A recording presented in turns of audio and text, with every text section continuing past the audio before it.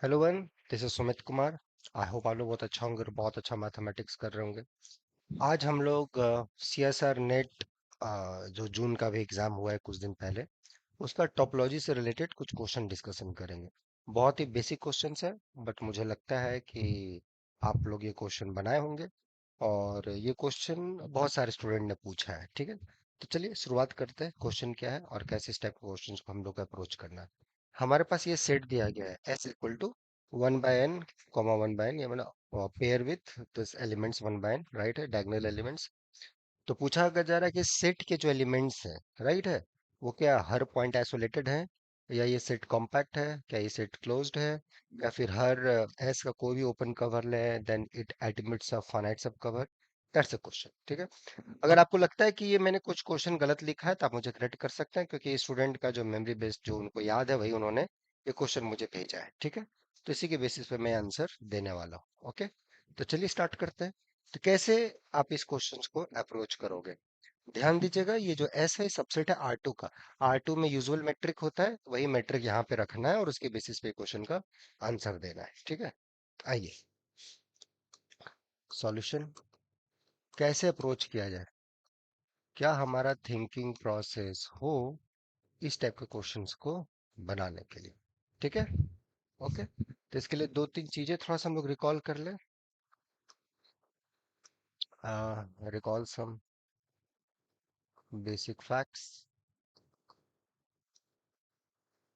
Okay, so what are those basic facts? पहली बात, अगर कोई सबसेट है किसी मैट्रिक स्पेस का, राइट है, तो पी पॉइंट ई को आप बोलते हो आइसोलेटेड, अगर इस पी के अबाउट में एक बॉल मिल जाए जिसका इंटरसेक्शन ई के साथ सिंगल्टन हो जाए फॉर सम आर पॉजिटिव, कम से कम एक आर मिल जाए पॉजिटिव जिसके लिए ये चीज सिंगल्टन हो जाए। ओके, अच्छा, क्लोज्ड का मतलब क्या होगा? ई को बोलेंगे क्लोज्ड अगर सेट ऑफ लिमिट पॉइंट्स इस सेट के अंदर कंटेन्ड हो। कॉम्पैक्ट का मतलब हो गया, आप आर टू में काम करें, in general compact means every open cover admits finite sub cover, right.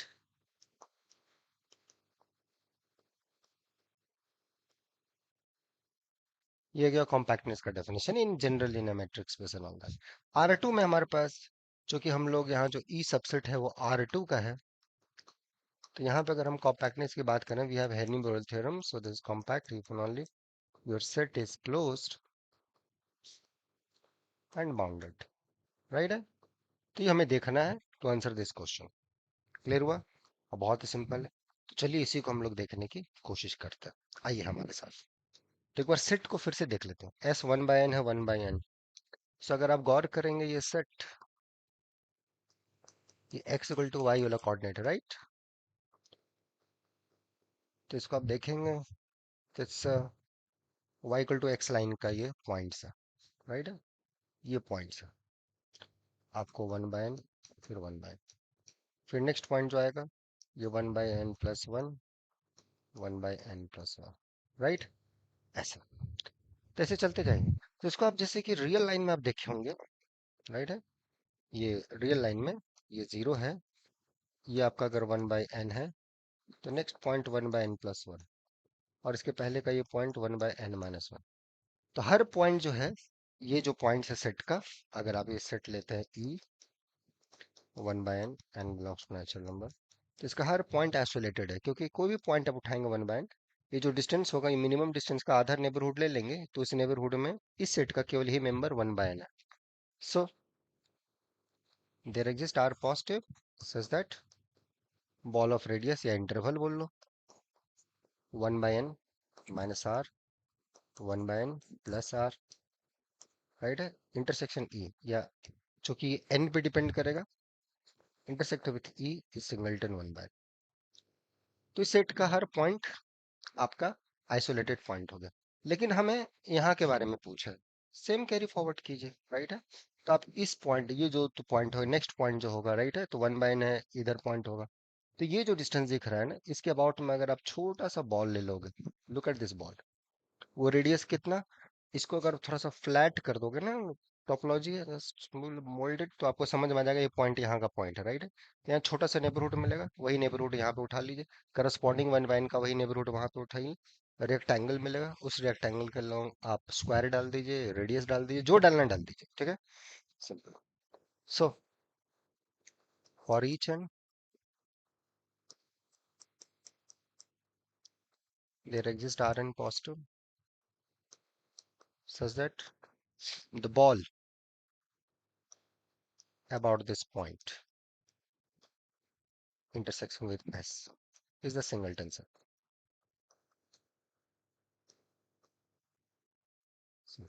Right है। इस बॉल में, ये जो हमें बॉल दिख रहा है, इस बॉल में कि वन बाय एन के अबाउट में, one by n comma one by के अबाउट में केवल वही पॉइंट होगा इस सेट का। वैसे होंगे R2 के तो बहुत सारे पॉइंट्स, बट इस सेट का केवल यही पॉइंट होगा। So one by n is an isolated point,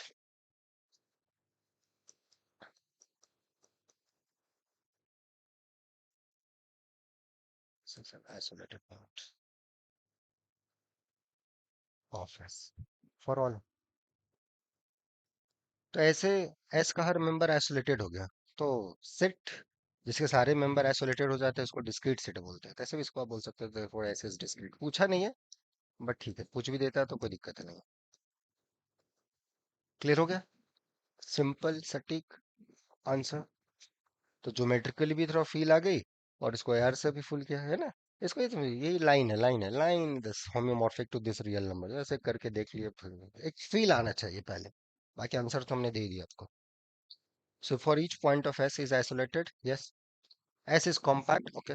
हेनीपुरल theorem यहाँ पे लगाते हैं, R2 में काम कर रहे हैं, तो ये जो सेट है, आप इसको और थोड़ा गौर से देखोगे।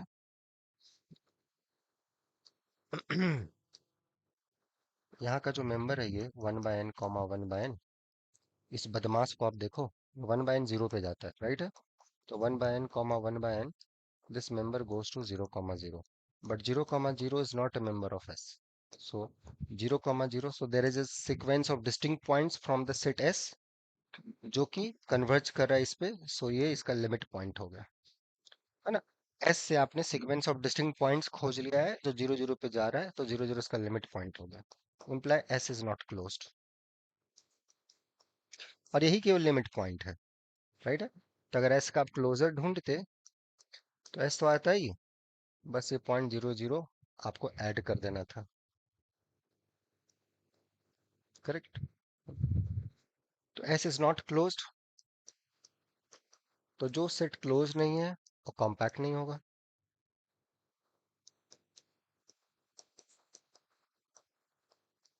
अगर एस कॉम्पैक्ट नहीं हुआ, इसका मतलब there exist an open cover,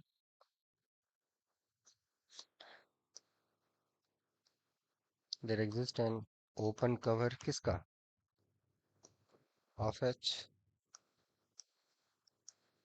which fails to have a finite circle।